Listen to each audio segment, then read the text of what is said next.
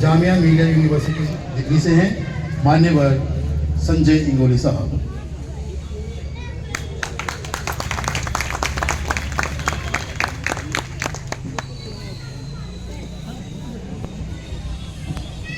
गुलजार सिंह जी आ गए और एक बार ताली बजा दो। दिल्ली के अध्यक्ष गुलजार सिंह नाम ग्रहण करेंगे। साथियों,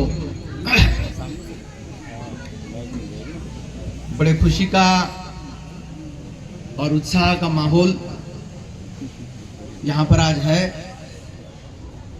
कि हमारे बीच इस बस्ती में रहने वाले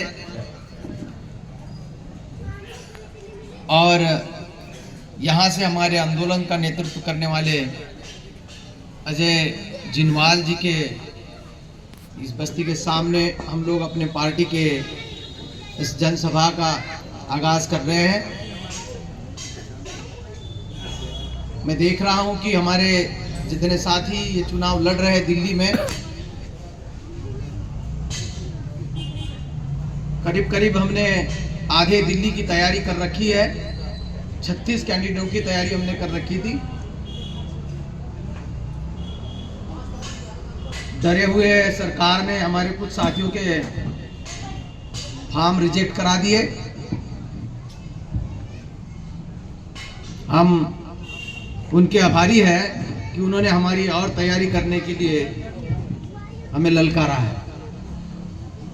और आने वाले समय में ये भी आधी दिल्ली को हमने नापा है। 70 में 36 हमने नाप लिए थे और आने वाले समय में पूरी दिल्ली को हम नाप देंगे। अभी चुनाव आने वाले हैं आपके म्युनिसिपल कॉरपोरेशन के,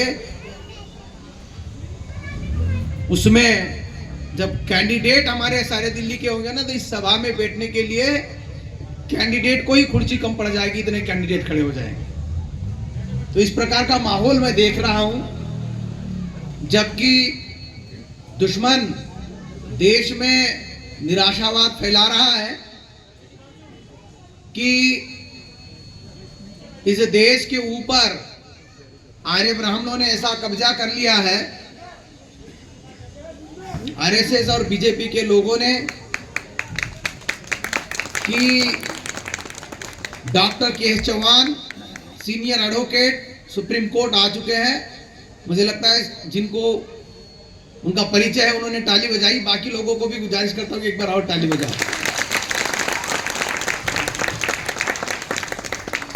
तो हम आगाज कर रहे हैं इस बैठक का,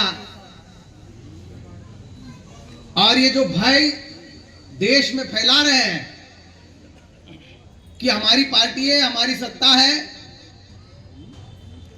मशीन के माध्यम से प्रचंड बहुमत है, ईवीएम मशीन का बहुमत है, जनता एक तरफ है और एक तरफ आर्य ब्राह्मणों, विदेशी आर्य ब्राह्मणों की ईवीएम मशीन है।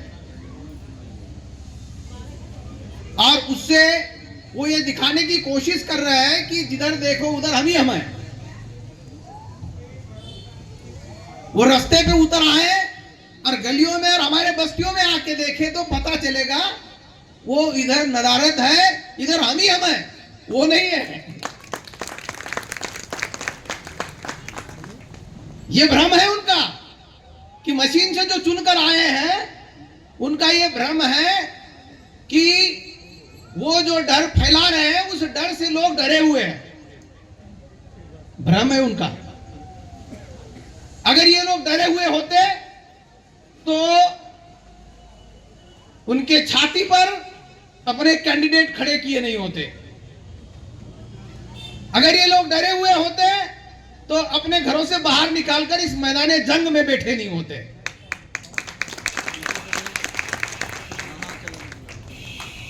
ऐसा है, घुसपैठी जहां भी घुसते हैं, चाहे गांव के खेतों में चोर लुटेरे, वो अंधेरे का मौका तलाशते हैं, अंधेरे में आते हैं। तो हमारे देश में जो आर्य ब्राह्मण है ये भी लोगों को गफलत में रख करके घुस के आए हैं। और जब लोगों को पता चलता है कि चोर आया है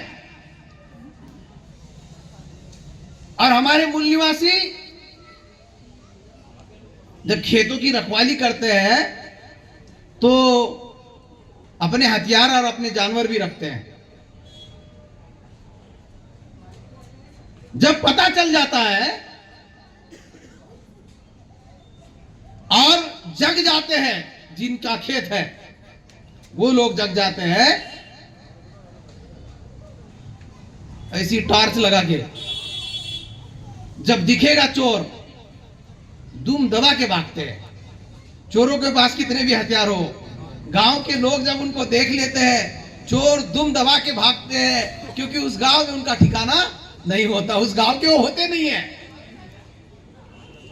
आर्य ब्राह्मण हमारे भारत के नहीं है, इनका यहां ठिकाना नहीं है, ये इनका घर नहीं है। जितने जितने चोर, उनके बीच में भी जब चोर चोरी करने लगता है तो कभी अपनों की भी चोरी करता है। तो जैसे कोई मोदी, कोई मालिया, जिन्होंने देश के बैंकों से धन लूटा, तो जब वो पकड़े गए वो भाग के कहां गए? कोई अमेरिका में गए, कोई ब्रिटेन में गए। क्यों? इधर को घर है नहीं। और इधर जब लोगों को पता चलेगा कि है तो नहीं यहां का, फिर रहता उधर को है, तो लोग वहां जाकर के उसको पकड़ लेंगे, इसलिए वो भाग जाते हैं। इसलिए ये लोग चोर लुटेरे हमारे देश में घुस आए हैं और ये तरह तरह से ये दिखाने की कोशिश कर रहे हैं कि हम आपके प्रतिनिधि हैं और मशीनों ने हमको चुना है। लोगों ने नहीं, मशीनों ने इनको चुना है। तो इसलिए वो लोगों के अंदर एक झूठा डर फैलाने की कोशिश कर रहे हैं। सरकार संविधान के अनुसार 5 साल के लिए बनती है, बाद में दोबारा चुनाव होते हैं, दोबारा लोग चुने जाते हैं। ऐसा व्यवस्था हमारे देश में है। थोड़ा लोगों को पता होने के लिए देर लगेगी कि ये चोर लुटेरे हैं, आर्य ब्राह्मण विदेशी लोग हैं, ये भारत के नहीं हैं, मूल निवासियों का सत्यानाश कर रहे हैं, मूल निवासियों की संपदा का सत्यानाश कर रहे हैं। जैसे ये लोगों को पता चलेगा, धीरे धीरे जो भी ये सिस्टम बनाएंगे, उस सिस्टम के ऊपर जब मूल निवासी देखरेख करेगा, कब्जा करेगा सिस्टम के ऊपर, तो वो सिस्टम को ये ऑपरेट करने के लिए जितने हाथ चाहिए इतने हाथ भी इनको नहीं मिलेंगे। वो जो भी सिस्टम बनाएंगे उसी सिस्टम से हम यहां पर सत्ता के ऊपर काबिज हो जाएंगे। ये मुझे विश्वास है, क्योंकि सारी दुनिया में ऐसे ही होता है। जब लोकल लोग, स्थानीय लोग जग जाते हैं तो बाहर का आदमी उनको कंट्रोल नहीं कर सकता, क्योंकि उसकी इतनी संख्या ही नहीं होती। बाहर का आदमी किसी भी मैकेनिज्म से ज्यादा देर तक लोकल आदमी को कंट्रोल नहीं कर सकता, और वो तब कर सकता है जब लोकल लोग जगे हुए नहीं है या उनके पास कोई विकल्प नहीं है। तो इसलिए साथियों, जब हम लोगों ने पीपल्स पार्टी ऑफ इंडिया डेमोक्रेटिक के नाम से ये विकल्प हम लोगों ने खड़ा कर दिया, लोगों के पास अब विकल्प है और लोगों को ये पता हो रहा है खुलेआम, ये लोगों को पता हो रहा है कि ये विदेशी है, आर्य ब्राह्मण विदेशी है। बीजेपी, कांग्रेस, कम्युनिस्ट, इसमें जितने भी ये आम आदमी, ये सब जो बामन बनिए, ये सारे लोग जो वर्ण व्यवस्था के ब्राह्मण, क्षत्रिय, वैश्य, ये सारे ये विदेशी आर्य ब्राह्मण लोग हैं और ये हमारे ऊपर हावी होने की कोशिश कर रहे हैं, देश का सत्यानाश करने की कोशिश कर रहे हैं। ये बात पब्लिक को धीरे धीरे पता हो रही है और जब लोगों को पता चलेगा कि जो हमारे पास परेशानी आ रही है, गरीबी है, भुखमरी है, लाचारी है, व्यवस्था नहीं है, प्रबंधन नहीं है, रोड रास्ते सही नहीं है, ये इसकी वजह से है क्योंकि इधर को रहते नहीं और इधर के है नहीं, इधर के वो है नहीं और इधर को रहते नहीं, इसलिए यहां की व्यवस्था कैसे चल रही है इससे उनको कोई मतलब नहीं है।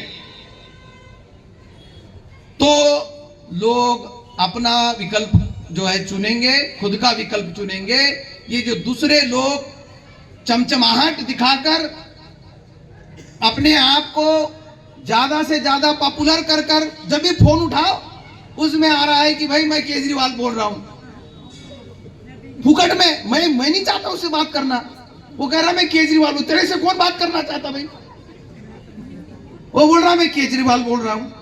क्योंकि ये टेक्नोलॉजी जो है, ये जिससे हमने मोबाइल खरीदे, ये टेलीफोन वाले लोगों ने हमारा मोबाइल उसको बेचा और उसकी वजह से वो हमको रिकॉर्ड कर किया हुआ भेज रहा है, जैसे हमको लगे कि केजरीवाल स्वयं बोल रहा है। ये तो रिकॉर्ड की हुई चीज सब जगह पर भेज रहे हैं। और अपने आप को लोगों से जोड़ने के लिए जितना भी टेक्नोलॉजी का उपयोग कर सकते हैं उसको उपयोग करके ये लोगों से जोड़ने की झूठी कवायद और कोशिश कर रहे हैं। और इसकी वजह से अभी भी हमारे बहुत सारे लोग गफलत में हैं। इतना ही नहीं, इतने चालू लोग हैं कि इस दिल्ली में कांग्रेस और बीजेपी, इसके अलावा तीसरा भी दल इस दिल्ली में था हमारे लोगों का, उसको कमजोर करने के लिए उन्होंने अपना चुनाव चिन्ह झाड़ू रख लिया। क्यों? उनको यह पता है कि दिल्ली में ये झाड़ू वाले लोगों की संख्या ज्यादा है। उसके बाप ने, उसकी मां ने केजरीवाल के, और उसने खुद कभी भी पब्लिक के लिए कभी झाड़ू नहीं लगाया होगा। उन्होंने तो अपने घर में भी नहीं लगाया होगा, लेकिन पार्टी का चुनाव चिन्ह उसने झाड़ू लगाया। मुझे विश्वास इसलिए क्योंकि बनिया लोग क्यों अपने घर में झाड़ू लगाएंगे? अपने घर में भी नहीं लगाते, पब्लिक के लिए कब लगाएंगे? लेकिन क्यों रखा? क्योंकि हमारे मूल निवासी लोगों का वास्ता स्वच्छता से है, इसलिए उन्होंने वो चुनाव रखा कि हमारे लोग ये समझे कि अरे ये हमसे हमदर्दी रख रहा है, तो ये इस चुनाव चिन्ह के ऊपर हमने वोट करना चाहिए, गुमराह करने का। साथियों, कांग्रेस और बीजेपी पलट पलट कर हम लोगों के ऊपर कैसे कैसे वार और हम लोगों का कैसे शोषण और कैसी धोखेधड़ी हमारे साथ कर रहे हैं, इससे आप लोग काफी वाकिफ है। लेकिन दिल्ली में ये केजरीवाल ने हमारे लोगों को गुमराह कर दिया, इसलिए मैंने उसके ऊपर अपनी बात रखी कि इन लोगों से सावधान होने की जरूरत है। यही सही चोर लुटेरे हैं और इस देश के है नहीं। ये बात हमको घर घर में हर जगह पर पहुंचाना जरूरी है, उसी से हमारे लोगों की सुरक्षा होगी। क्योंकि जब ये डाका डाल रहे हैं, लूट रहे हैं देश का खजाना, देश की जमीन, देश की संपत्ति, देश का खनिज विदेश में बेच रहे हैं जैसे अंग्रेज बेचते थे, ये लोगों को सही से पता नहीं है। जब लोगों को ये बात हम बताएंगे, समझाएंगे, पता हो जाएगा, तब जाके इनका बंदोबस्त होगा। 2 चेयर चाहिए। साथियों, ये रही बात हमारे दुश्मन की। कुछ बातें मैं अपनी कहना चाहता हूं। हमारी बात यह है कि जब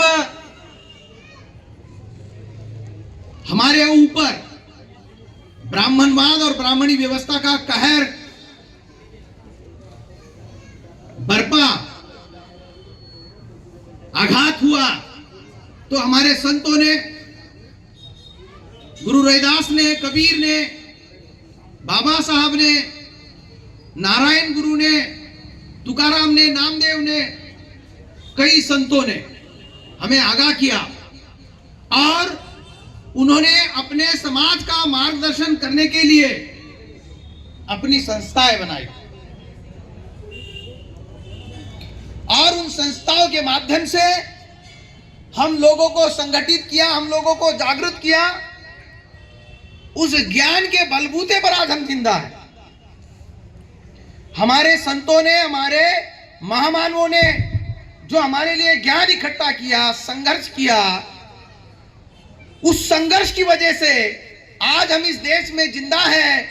और वो लोग जो हमारे समाज, शूद्र अतिशूद्र समाज, SC ST OBC का मुंह नहीं देखना चाहते थे, स्पर्श नहीं लगने देना चाहते थे, आज उनके दस्तावेजों में, उनके दफ्तरों में और उनके पर्चों में हमारे बाबा का और हमारे संविधान का चित्र छप रहा है। यही हमें दर्शाता है कि वो डरे हुए हैं हमसे, इसलिए हमारा चित्र हमें दिखा रहे हैं कि हम तुम्हारे, हमें बख्शना, हमने मारना नहीं, हम तुम्हारे हैं। इसलिए वो बाबा साहब का चित्र लगा रहे हैं, इसलिए वो संविधान की बात कर रहे हैं, संविधान की किताब जेब में लेके चल रहे हैं कि नहीं नहीं हम आपके लोग हैं। ये एक छलावा है। परंतु ये जो उनके ऊपर, आइए मकवाना जी, हमारे इस क्षेत्र के प्रत्याशी मुस्तफाबाद से क्या नाम, विशाल मकवाना जी आए हैं और एक बार ताली बजा दो, स्थान ग्रहण कर रहे हैं। ये इसलिए मजबूर हुए कि वो हमारा चित्र लगा रहे हैं कि हमारे पुरखों ने हमारी संस्थाएं बना दी। देखो यहां पर अभी घंटिया बजी, वाल्मीकि मंदिर है, यहां पर संस्था है, ये हमारे पुरखों ने बनाई। ये जगह पकड़ना पड़ता है ना, मंदिर बनाने के लिए जगह खरीदना पड़ता है, नहीं तो पकड़ना पड़ता है। तो हमारे पुरखों ने पकड़ी होगी या खरीदी होगी, तब जाकर के यहां पर मंदिर बना है। आप लोग, भारत में कुश्ती का खेल बहुत होता है, तो कुश्ती के जो पहलवान होते हैं उनकी तैयारी अखाड़े में होती है। जानते हैं ना सब लोग, कुश्ती की तैयारी अखाड़े में होती है। क्या इस बस्ती का पहलवान जो दुश्मनों के साथ कुश्ती लड़ना चाहता है, दुश्मन के अखाड़े में जाके प्रैक्टिस कर सकता है? क्या उसकी तैयारी दुश्मन के अखाड़े में हो सकती है? तो इसका मतलब ये तो सिंपल बात है, जिनसे लड़ना है उनके घर में जाके उसके साथ लड़ने की तैयारी। हमें अपने घर में अपना अखाड़ा बनाना चाहिए, अपना पहलवान अपने अखाड़े में तैयार करना चाहिए। भाई अजय, इधर अंबेडकर पार्क में कई बार हमने मूल निवासी मेले किए, तब अजय छोटा था, अब अजय शादी भी हो गई, बड़ा हो गया है, अखाड़े से पैदा हो गया। और यहाँ पर देखो इसका चित्र इससे भी बड़ा दिख रहा है मुझे। तो पहलवान अपने अखाड़े के पहलवान अपने अखाड़े में पैदा करने पड़ते हैं, अपनी संस्था से पैदा करने पड़ते हैं। दुश्मन के खिलाफ लड़ने के लिए दुश्मन के अखाड़े में जाके ये नहीं बोल सकते कि थोड़ी देर के लिए प्रैक्टिस करने दे, ऐसा बोल सकते हैं। कुछ कमजोर पहलवान, अखाड़े का उस्ताद मर गया, अखाड़े का उस्ताद मर गया, तो कमजोर पहलवान जब हो जाते हैं, जिसका उस्ताद नहीं होता और वो प्रैक्टिस नहीं करता, तो दावपेच भी भूल जाता है। वो क्या बोलता है, दूसरों को बोलता है थोड़ा मेरे अखाड़े में आके मुझे थोड़ा सिखा। मायावती की कहानी ये चल रही है, वो राष्ट्रीय अध्यक्ष, ब्राह्मण उसका सेक्रेटरी बना हुआ है। वो अपने अखाड़े में दूसरे को बुलाकर कह रही है कि मेरा कागज लिखवा दे। तो साथियों, जिनको दूसरों के खिलाफ जो घर में घुसाए हैं आर्य ब्राह्मण, यहां कवायद कर रहे हैं, उनको पटकना है, तो उनको पटकने की तैयारी तो अपने अखाड़े में करनी होगी। इसलिए हमने अपने समाज के माध्यम से ये पार्टी बनाई है, हमारी अपनी सामाजिक संस्थाओं के माध्यम से इसको खड़ा किया है। इसलिए हमें इनके ऊपर विश्वास है। थोड़ी देर पहले जो संचालन कर रहे थे साहब, आपका नाम क्या है? आइए, विजय गौतम जी जो है, यहाँ पर बहुत अच्छे अच्छे गाने इन्होंने गाए और बहुत अच्छा संचालन कर रहे थे यहाँ पर, है ना। तो जब ये अपने आंदोलन के गाने गा रहे थे, क्योंकि वो इस आंदोलन से बड़े हुए हैं, ये शांत लोग बैठे हुए थे, चौहान साहब की और अन्य वक्ताओं की राह देख रहे थे। तो इससे क्या होता है, जब हम अपने से तैयारी करते हैं तो हमें अपना कॉन्फिडेंस होता है। ये कॉन्फिडेंस जता रहे थे यहां पर खड़ा होकर के कि हम आपको कैंडिडेट दे रहे हैं ईमानदारी से, मजबूती से और शूरवीरता से, डरपोकता से नहीं कि जेल भेजेंगे। मायावती को बोल रहे जेल भेजेंगे तो मायावती बैठी गई। मैं महरौली में बैठा था कैंडिडेट का फॉर्म भरने के लिए, मेरे बगल में बिष्ट बैठे थे। उन्होंने मुझे हाथ मिलाया, स्क्रूटिनी हो रही थी। वो बिष्ट वहां पर महरौली में आरएसएस का कार्यकर्ता है, शाखा चलाता है।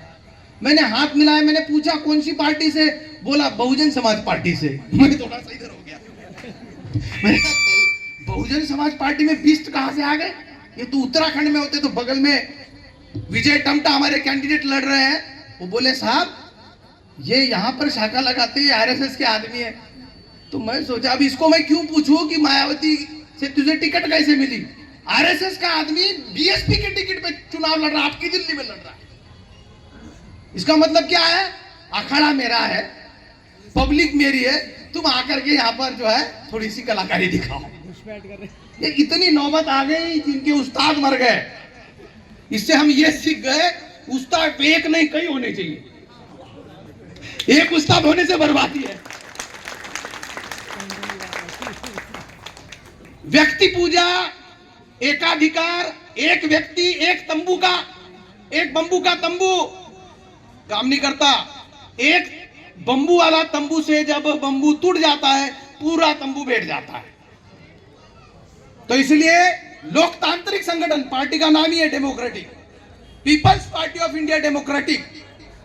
लोकतांत्रिक ढंग से संगठन बनाना चाहिए, यह हमने सीखा। बहुजन समाज पार्टी के फेलियर से हमने ये सीखा कि कांशीराम जी गुजर गए, मायावती को ब्राह्मणवादियों ने इतना डरा दिया कि बेचारी पढ़ पढ़ के बताती है प्रेस कॉन्फ्रेंस में। लाइन एक बार भूल गई तो 3 बार पढ़ती है। मन से बोल नहीं सकती, जो लिख के दिया होगा ब्राह्मणों ने उतना ही पढ़ती है। बीच में हिम्मत तक नहीं करती पब्लिक की तरफ, पेपर में ही देखती है। इतना डरा दिया उसको। ये क्यों हुआ? क्योंकि अगर हम अपने अखाड़े में केवल एक पहलवान नहीं, हम कई पहलवान पैदा करते और उनके कई गुरु होते अखिल भारतीय स्तर के, तो ये हमको फेलियर नहीं आता। ये फेलियर हुआ है, इसकी वजह से पीपल्स पार्टी ऑफ इंडिया डेमोक्रेटिक को हमने स्थापित किया है। आने वाले समय में साथियों, लोकतांत्रिक विचारधारा के आधार पर और एक संस्थाई तरीके से नेतृत्व पैदा करने का बिना हमने उठाया है। और अभी 36 आइडेंटिफाई किए हैं कैंडिडेट दिल्ली में, आने वाले समय में पूरे 70। और ये अभी जो चुनाव आने वाला है आपकी म्युनिसिपल कॉर्पोरेशन का, इसमें सारी जगह पर कैंडिडेट खोजने का काम, और वहां पर इतने कैंडिडेट खड़े कर देंगे कि इन चेयरों में सब कैंडिडेट ही कैंडिडेट नजर आएंगे। दिल्ली में कितने कैंडिडेट होते हैं म्युनिसिपल कॉर्पोरेशन के? हाँ, यहाँ 250 चेयर लगी हुई है, तो ये चेयर भी कम पड़ जाएगी और 30 चेयर इधर लगानी पड़ेगी। तो साथियों, हम ऐसी तैयारी कर रहे हैं इन ब्राह्मणों की।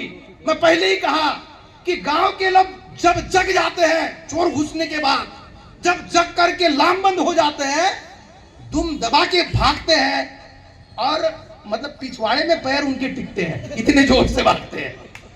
तो ये ऐसे भागेंगे कि इनको कैंडिडेट भी नहीं मिलेगा और इनको यहाँ पर दर भी नहीं मिलेगा, यहाँ ठिकाना नहीं मिलेगा। ये उनको भागना पड़ेगा, चाहे अमेरिका, चाहे जहां से ये ईस्ट यूरेशिया से बोलते हैं भारत में आए हुए, उधर को इनको भागना पड़ेगा। ऐसी सिचुएशन आपके माध्यम से, पार्टी के माध्यम से आने वाले समय में यहाँ पर पैदा होने वाली है। जब कैंडिडेट हमारे होंगे, विचार हमारा होगा, तालीम हमारी होगी, संस्था हमारी होगी, तब हम अपनी समस्याओं का समाधान स्वयं करेंगे, स्वाभिमान से करेंगे। इसका मुझे विश्वास है। इस विश्वास के साथ इस सभा का ये प्रथम भाषण करते हुए मैं आगाज करता हूं। जय भीम, जय भारत, जय मूल निवासी, जय संविधान।